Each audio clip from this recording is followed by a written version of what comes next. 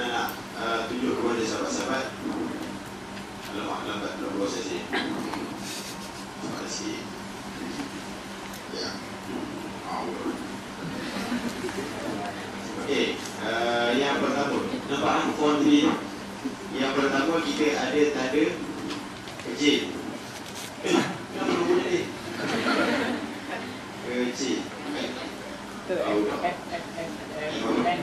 FN. Okey. 6 blok. Oh, tekan 6 blok.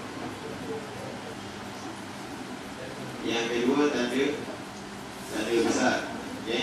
Tanda besar kita bagi kepada yang pertama ni adalah Imam Mahdi. Tengok kan? Yang kedua dia. Yang kedua adalah Dajjal. Yang ketiga adalah Nabi Isa. Yang keempat di keturunan. Yang kedua Nabi Isa dan yang keempat adalah Ya'juj dan Ma'juj. Okey, sekarang kita akan pergi ke tanda yang kecil, yang pertama ni. Tanda kecil, tanda-tanda kiamat yang kecil sebenarnya banyak. Sebenarnya boleh nak katakan tanda-tanda kiamat yang kecil sebenarnya banyak. Seperti mana yang tertera di skrin. Kalau kita tengok, yang pertama yang boleh nak kongsi dengan sahabat-sahabat adalah ilmu yang banyak. Ataupun kalau kita tengok antara tanda yang pertama tentang hari kiamat adalah kehilangan ilmu ataupun kekurangan ilmu. Kekurangan ilmu dia boleh bahagikan kepada beberapa bentuk. Contoh macam kita boleh tengok kat sini, ada dua sebab jadi kurang. Anak tak baik pakai boleh tak? Tak boleh. Tak soalan aku kan? Dalam tak tengok? Macam problem pakai itu. Yalah, tak apalah.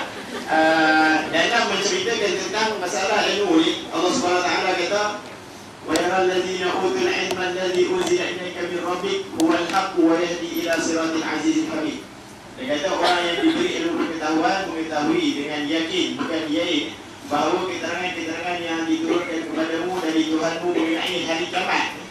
Dia kata apa dia? Ma unzila allazi unzila ilaika ni yang bermaksud dengan apakah yang diturunkan pada tentang hari kiamat itulah yang benar serta yang memimpin ke jalan Allah Subhanahu Wa Taala. Okey, jadi dalam bab kiamat ataupun dalam bab kehilangan ilmu, kekurangan ilmu, dia boleh bahagikan kepada dua faktor utama.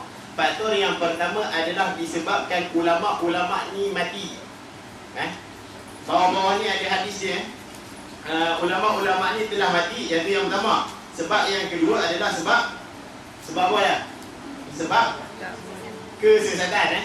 Sebab ulama mati, yang kedua sebab kesesatan ataupun sebab orang menafikan ataupun menolak ulama. Daripada hadis yang telah diriwayatkan daripada Anas, qala Rasulullah sallallahu alaihi wasallam, inna min asyratis sa'ati an yurfa'al ilmu wa yuthbitul jahlu wa yushrabul khamru wa yudhiru zina. Dia kata antara tanda-tanda kiamat apa dia? Dia kata yang pertamanya an yurfa'al ilmu. Ilmu diangkat. Ilmu diangkat oleh Allah Subhanahu Wa Taala. Ilmu diangkat ni maksudnya dulu sama ada ulama-ulama dimatikan oleh Allah Subhanahu Wa Taala ataupun sama ada kejahilan berleluasa. Okey, kejahilan disebabkan orang menafikan ulama. Yang pertama, kematian dan penyisihan ulama. Kenapa anda kata kematian dan penyisihan ulama? Sebab apa? Kalau kita tengok dalam kitab Fathul Bari, bawah ni nanti, kitab Fathul Bari, Ibnu Hajar Al-Asqalani mengatakan bahawa antara tanda-tanda kiamat ulama mati. Tetapi maksud ulama mati itu adalah ulama digap ataupun ulama disekat, ulama dipenjarakan dan lain-lain. Ini ya yang dimaksudkan dengan penyisihan ulama ataupun kematian para ulama yang menunjukkan antara tanda-tanda akhir zaman. Yang kedua, manusia meninggalkan ilmu agama. Berapa ramai nak belajar ilmu agama? Contoh, baru-baru ni tahun 2007 telah disekat muadalah. Muadalah ni apa? Muadalah ni sebelum ni nak datang main ngaji Mesir dalam kelas di Rosalah, dia ada rule stamp muadalah. Lah ni muadalah tak ada lah. Separuh habis pelajar Azhar, bilangan datang kalau sebelum ni lebih daripada 1000. Bila tak adanya muadalah ni 600. Separuh hilang.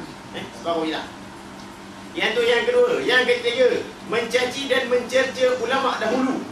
Kalau kita tengok antara ulama-ulama yang biasa dicerca, antaranya Imam Tabari. Imam Tabari ni orang kata apa dah? Orang yang meriwayatkan Israiliyat. Ni Imam Tabari jadi mazhab. Imam Tabari hampa kenal siapa? Imam Tabari. Tak kenal tak apa. Imam Tabari ni antara ulama yang paling hebat dalam bidang tulisan. Ataupun ulama yang terdahulu, ulama sirah yang tafsir yang mula-mula dibuat adalah tafsir Imam Tabari. Tafsir Al-Quran banyak-banyak ni. Tafsir yang mula-mula dan tafsir yang terbaik jangan main-main adalah tafsir Tabari. Tafsir banyak, ada tafsir bil maksur, ada tafsir bil ra'i, ada tafsir macam-macam. Tafsir yang terbaik dalam banyak-banyak jenis tafsir adalah tafsir bil maksur. Dan tafsir bil maksur yang paling baik, paling bagus, paling canggih, apa dia? Tafsir Tabari. Jangan main-main. Itulah yang ada hamba Allah Subhanahu Wa Taala tu yang menggelar PhD, dia kata Imam Tabari tak pakai. Jangan main-main Kemudian Syekh Muhammad Abdul, di antara Syekh Azhar, Syekh Muhammad Abdul dan Syekh Jamaluddin Al-Afghani pernah dituduh sebagai Freemasonry. Ni diorang ni pakcik ni, ustaz ni, diorang ustaz di Azhar, pernah dituduh sebagai Freemasonry. Freemasonry tu tak tahu kan? Boleh baca buku Ustaz ni Azlan dan sebagainya. Buku tu ada rujuk mana di nota kaki? Nota kaki ni rujuk kepada bawah ni lah. Apa dia? Buku Islam dan Fitnah Modernisasi. Islam dan Fitnah Modernisasi karangan Muhammad bin Ali. Muhammad bin Ali. Ke Ali Muhammad tak? Halang tak ingat. Karangan siapa dah? Wan Muhammad Ali. Wan Muhammad Ali. Lebih kurang. Okey. Selain itu terdapat juga penghinaan terhadap Abu Hurairah pada 2007. Pada bulan 6 2007 keluar dalam surat khabar Mesir. Tiba-tiba siapa ada 2007? Kalau perasan tiba-tiba banyak dalam Roza Online, dalam Ahram, dalam surat khabar ni dia keluar kata Abu Hurairah muhadis tak dipakai. Kenapa? Abu Hurairah ni siapa? Orang yang paling banyak meriwayatkan hadis. Abu Hurairah dikatakan apa? Dikatakan tak boleh pakai. Pasal apa? Abu Hurairah ni selalu mengampu, selalu mengemis. Abu Hurairah tak pernah ikut perang. Selampung dia kata. Memang pun Abu Hurairah tak pernah ikut perang. Abu Hurairah kenal Nabi dalam masa 3 tahun, saya boleh meriwayatkan hadis lebih banyak daripada Sayyidatina Aisyah. Ni satu sejarah yang penipu, dia kata. Ni nak menunjukkan bahawa dia ni memang betul rapat dengan Nabi. Abu Hurairah sampai waktu tu khutbah khotibkan Masjid Ibad Sabit dengan dia bawa surat khabar tu. Kau mau tengok surat khabar ni, dia kata. Semangat dia. Kau mau tengok surat khabar ni menunjukkan orang duk bantai Imam Abu Hurairah, lepas tu dia onyok dia balik belakang. Kita pun tengok khutbah semangat. Pernah tengok khutbah Malaysia macam tu? Confirm tak punya. Okey. Lepas tu Imam Bukhari pernah dipertikai. Ataupun Imam Bukhari ni dipertikai kat mana? Hana tak ingat lah Imam Bukhari dipertikai. Okey, kenapa Imam Abu Hurairah dipertikai? Sebab apa? Sebab hadis yang banyak menghentam golongan-golongan ni, yang banyak kutuk ni diriwayatkan oleh Imam Abu Hurairah. Jadi dia pun kata, tak guna punya ni semua riwayat Abu Hurairah ni kita ilmu' lah dia.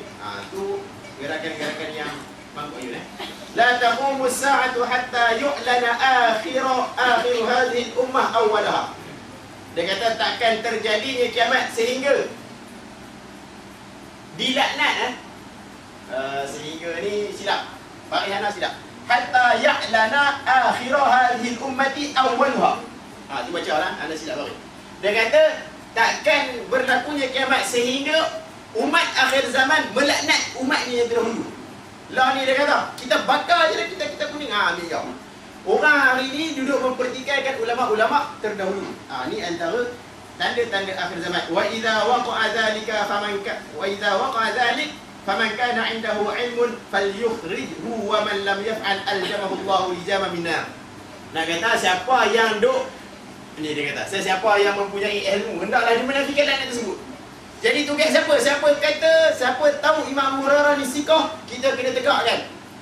Ulama-ulama kita. Lepas tu dan siapa yang membiarkannya, biar je. Contoh dia dah Abu Hurairah kena laknat dan sebagainya, Allah akan menyumbat mulut mereka dengan bahan api neraka. Kita ada mulut, kita tegakkan kebenaran. Yang seterusnya, yang keempat, sebab hilangnya ilmu fatwa orang jahil diguna pakai. Senang anak kata, senang anak kata tahun 2007 juga. 2007 banyak orang bersiu Datang seorang doktor yang belajar di Universiti Cairo. Tak apalah, dia bukan doktor medik, dia PhD, doktor PhD. Datang seorang hamba Allah SWT ni yang ada sijil PhD daripada Universiti Cairo.